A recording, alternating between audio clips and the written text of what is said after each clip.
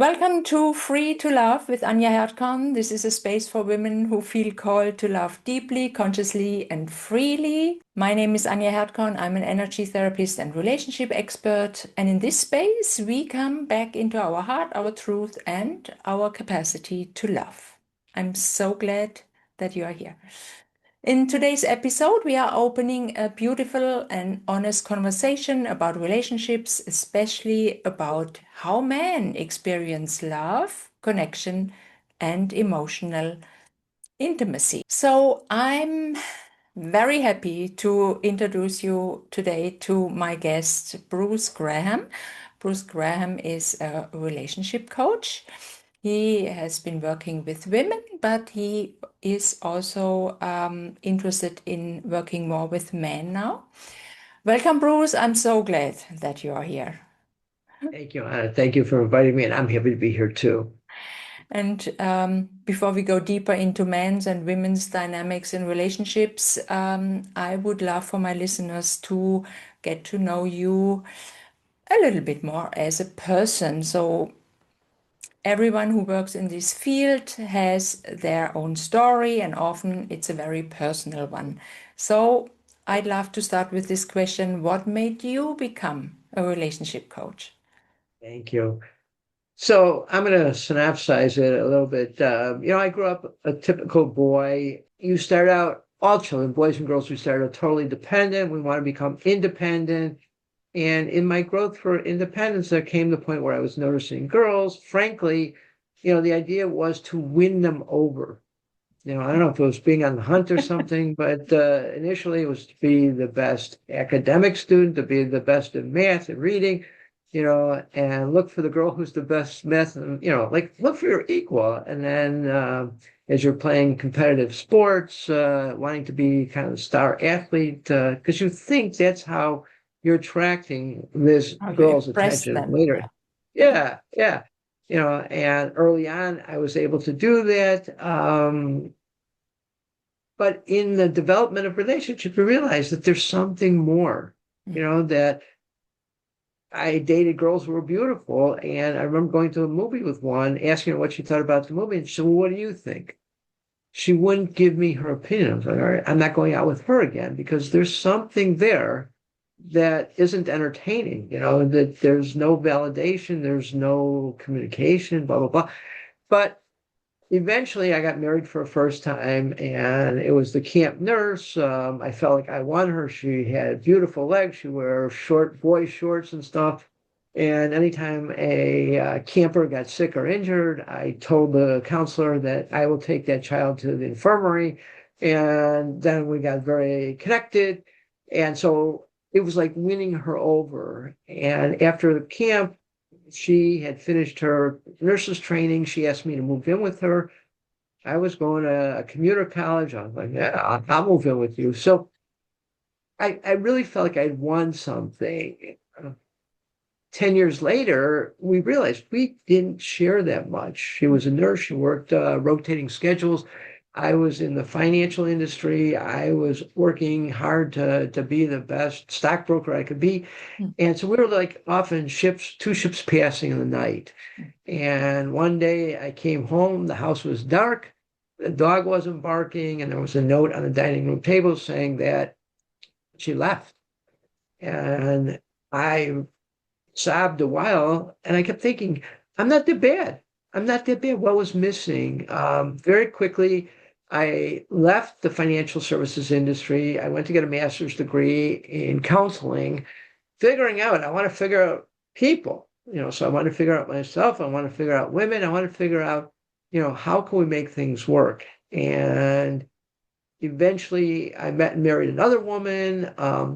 Again, with no idea of long term, what are my vision, what's my goals, what are my values. I didn't ask, and I didn't ask her. I knew that I wanted a child, didn't have children. Um, she wanted a child. She was turning 30. I was 37. We both wanted a child. We got married. We had a child, and we didn't really fit. So we got divorced. And I remember the moment I was taking my son home. But by this time, he's 3 years old. I have him in the back seat, and I'm telling him that Daddy's not going to be here when you wake up. the next morning, and all I heard was sobbing. Hmm. So I pulled off to the side of the road. I took him out of his child. I'm, hugging him, and I'm thinking, you know what? I was a jerk, that I didn't get married with the idea that I'm going to be with the mother forever. And yet my son sobbing was like, I felt like the biggest fool. Hmm. I brought this little boy and I love this boy. Um, so all of a sudden that commitment, that relationship commitment had such gravitas that for me it hadn't had. Hmm. And I became committed that anybody, if I could help them enhance their relationship. Hmm. And by this time, I was working as a private detective. I had people ask me to do surveillances. I would begin to interview them. Is this what you really want? And I was able to, with three different couples, do Hmm. some couples counseling. Hmm. And I'm so proud. One's 12 years together, one's 17, one's 20 years still together. And then when I left investigations 2 years ago, I was retired. I wanted to become a relationship coach because I want people to be happy. I want singles to be choosing well Hmm. for the future, and I want couples to learn how to reconnect if there's some difficulties. Hmm. Wonderful. So this is also in your um, experience the most important thing to find common values, right? So that we are on the same wavelength, so to speak. Absolutely, Anya. Yeah. And a lot of times, you ask somebody, who are you? And they look at you like, well, you know who I am. It's like, no, who really are you? Yeah.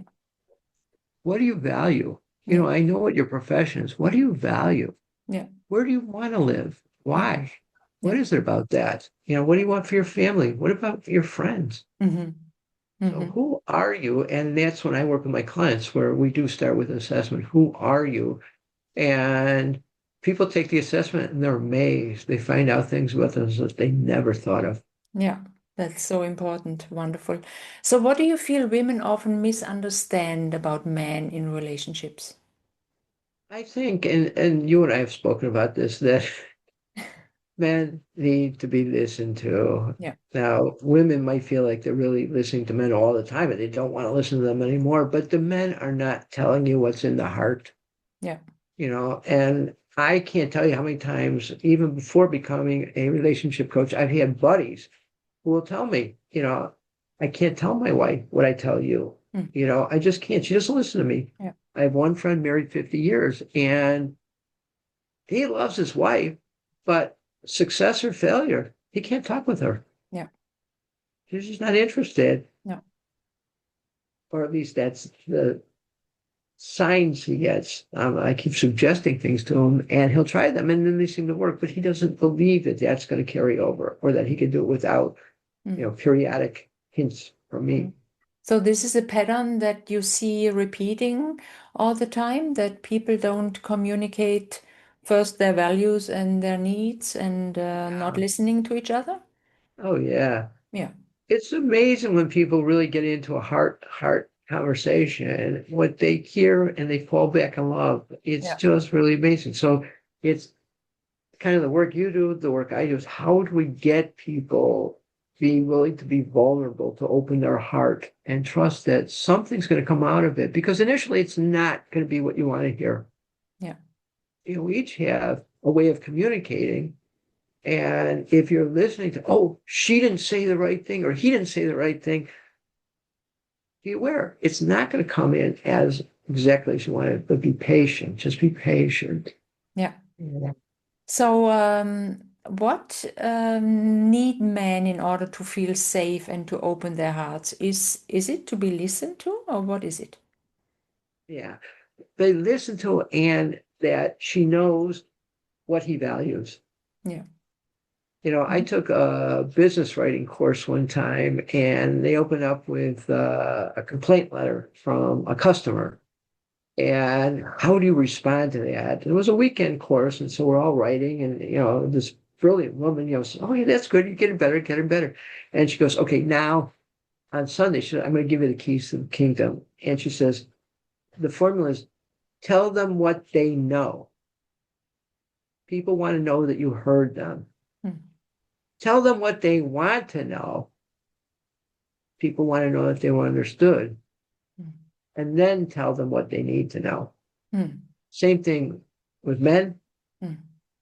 Tell us what we just said. Tell us what we want to hear, and then tell us what we need to hear. Mhm. Because by now you've captured our attention. Fantastic. Beautiful. So, what actually supports a man to grow emotionally within the relationship? Interesting question. I love it. I think if we could look at each other like, yes, this is an adult woman. Yes, this is an adult man. But really, you've heard this before. We're all children in adult bodies. We're big bodies. If you could reach back in your own head and look at who is this little boy, and hopefully he's then going to be able to look back and say, who is this little girl? It's like, but who is this little boy? Mm. Years ago, when I was in graduate school, I read this wonderful article. It was called The Dehumanization of the American Male. And it's not just American. It's when boys and girls are hurt when they're little, they cry. We all cry. Babies cry. Around 7, 8, 9, when a boy is hurt, he's disappointed, he's physically hurt, Mm. you're told, don't be a baby, don't Mm. be a girl. Mhm. So you're not allowed socially to cry. To cry, yeah, to express. Yeah. So if you, as a woman, could see when a man is getting angry, it's that little boy inside who's hurt, Yeah. but isn't allowed to express it authentically. Be patient. And I don't know what you could do, but steady yourself and be patient with him and really, you know, do the thing, the 3 steps.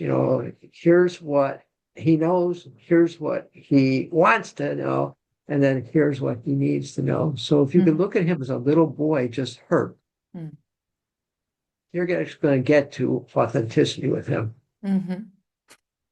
Okay, so before we close, I'd love to ask you one final hard question. What has love taught you about yourself that you didn't know before? Such a good question, Anna.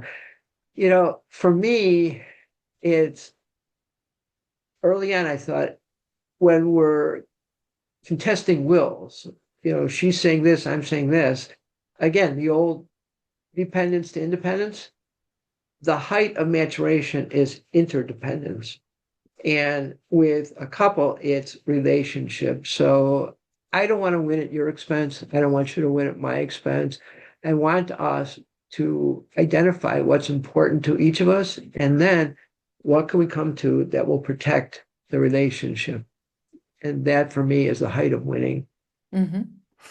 Wonderful. Thank you so much, Bruce. That was so interesting. So, you prepared a little gift for us, for my listeners? Yes. I have a pamphlet that I love. It's called The 7 Steps to Attract a Partner Who Matches Your Passion, Purpose, and Power. Wow. And it's really written specifically for women because I've dealt with women who are very successful. Mm. And yet, to be in a relationship, they feel like they have to minimize themselves so that the man is okay, somehow give of themselves. And it's like, no, what you want is a man who really is your match. Yeah. Yeah. Yeah, beautiful. So I encourage everyone who is listening to this episode to download the gift from Bruce. It's a wonderful gift and it will support you on your own healing and relationship journey. And if this episode resonated with you, I'd love for you to stay connected and join me for the next episode, where we will go even deeper into conscious love, emotional healing, and creating relationships that truly nourish your heart.